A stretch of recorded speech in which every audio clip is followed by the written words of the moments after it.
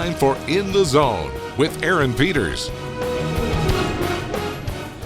Hello and welcome to In the Zone. It is rivalry week here in the Wabash Valley, and we start tonight right here in Terre Haute for the Victory Bell game. Terre Haute South entered tonight on a 2-game winning streak, hoping to keep the bell for the 4th straight year. As for Terre Haute North, they were hoping to get their first win of the season and bring home the bell in the process.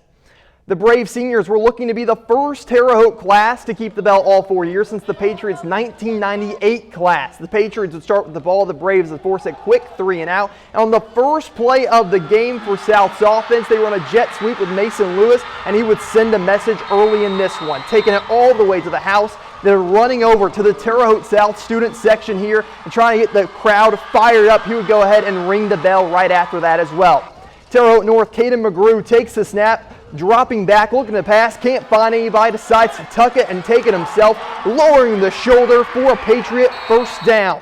Patriots now looking to pass again, but Rylan Poole jumps the screen pass, and he would go all the way for a Braves pick 6 as Terre Haute South leads early 14-0. When South would get the ball back, they were on a screen pass to Isaac Corbin, and folks, remember that name. He makes the catch, then makes the North defense pay, making guys miss left and right before hitting touchdown alley to reach Pater. Braves would go back to Corbin, this time on the ground, and he's going to find the end zone again, reaching across the goal line. Terre Haute North looking to start a comeback. McGrew throws it to Trey Brown, who, look at the catch, over 2 defenders. A few plays later, North looking for their first score, but Max Ritchie here jumps the pass for another Braves INT. When the Patriots get the ball back, short pass to Trey Brown, and he's going to go for the double pass, going deep to Jarrett Cottrell, who makes the catch, going all the way for the 62-yard touchdown. On the ensuing kickoff, the Patriots kick it off. Mason Lewis is going to return it, and he's going to make everybody miss. Looking like prime Devin Hester out there, hitting the sideline eventually. And guess where he's going to go? All the way to the end zone for another South touchdown. Harrison Wetzel at quarterback now for the Braves, lobbing it to Isaac Corbin, who hurdles the defender for his 4th touchdown of the day. The Braves would go on to dominate in this one, winning 66-7 to keep the bell for the 4th straight year. The 59-point win is the largest in Victory Bell game history as the Braves cruise to their 3rd straight win. The undefeated Northview Knights welcomed West Vigo over in Brazil. The Knights with the ball, Colton Bath going to take the snap, and he's going to drop back, looking to pass, and he's going to find his man Avery Perry, who makes the catch and gets the score for Northview. Northview back on offense. Bath this time is going to keep it himself, runs the ball, shows off his legs, finding Pater again for the Knights. Northview would stick with the run game this time with Slade Fell, who jump cuts into the open field for another Northview score. West Vigo now on offense, and we just saw Slade Fell score. How about we see him on defense getting the interception off the hands of the West Vigo. Colton Bath taking the snap, rolling out to his right, throwing it to the end zone, finding Avery Perry yet again. The Knights wouldn't be done there. Handing off to Demarius McLawyer, who finds Pater as Northview beats West Vigo. Folks, this is not a typo, 84-0 to improve to 4-0. The Linton Miners hit the road to face Sullivan tonight as well. Linton with the ball. Paul Oliver takes the snap here. Looks like he's going to want to throw to sides. No one's open. Takes it himself. And check this out. He's going to make a defender miss. And then he just keeps churning his feet, refusing to go down. Sullivan passing the ball. How about this catch from Xander Friels? He had a great catch against South Vermilion. Another one there. Later in the game, the Golden Arrows on offense, handing it off to Clark French. Speaking of guys who had great plays against South Vermilion, he had a run just like this as he turns on the Jets, and he's going to go all the way to the house for a Sullivan Golden Arrow touchdown.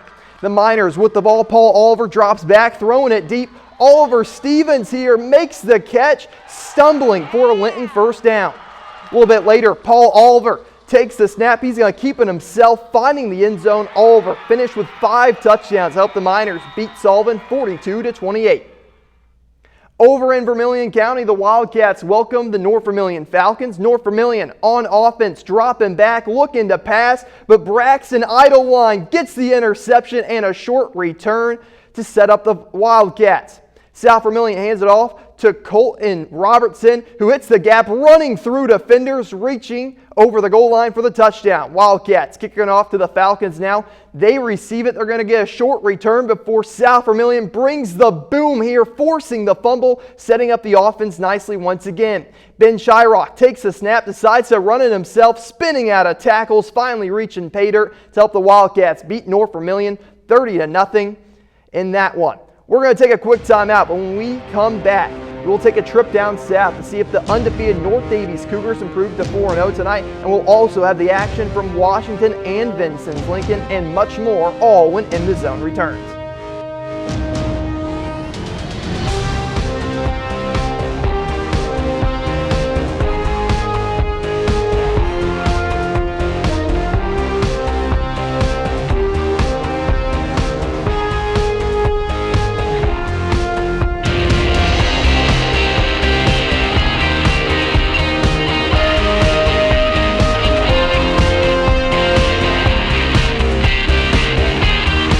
To Aaron Peters. Welcome back to In the Zone. There are not many teams left with undefeated records in the state of Indiana, but we'll take a trip to North Daviess to see if the Cougars advance to 4-0. Before that, though, we are going to head to RP for a battle of unbeatens.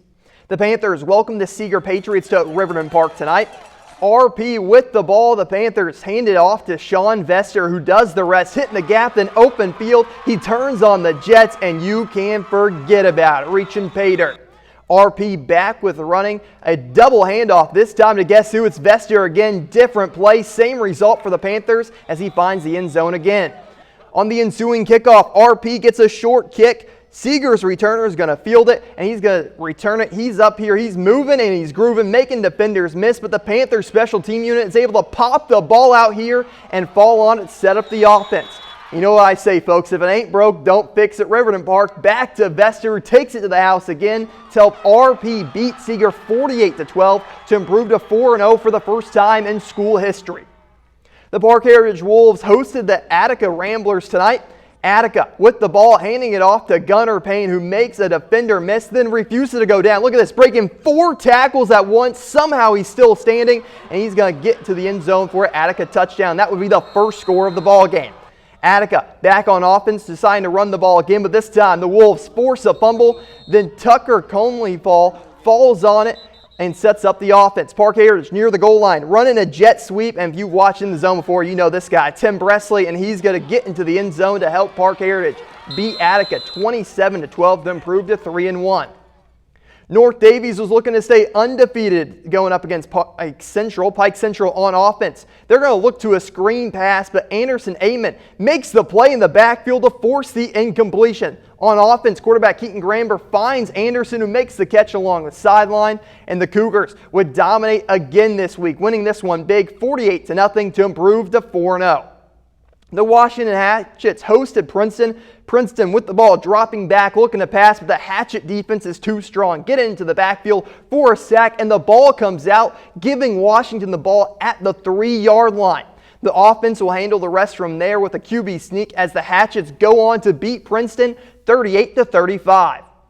The Alices hosted Vincennes Central. Freshman quarterback Landon Hartley rolls out of the pocket, throws it to Leighton Battles, who makes the catch before getting tackled here.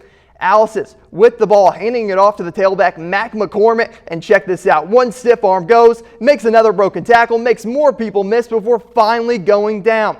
Hartley looking to throw again, targeting Brody Phillips, and check out this pass. Just right in the breadbasket for a Vincennes Lincoln touchdown. And how about some trickery from the Alices? They get the snap, hand it off once, pitch it back twice. Hartley gets the ball again, throwing it up to Moses Marquin, who makes the catch, taking it all the way to the house as the Alices win 46-13.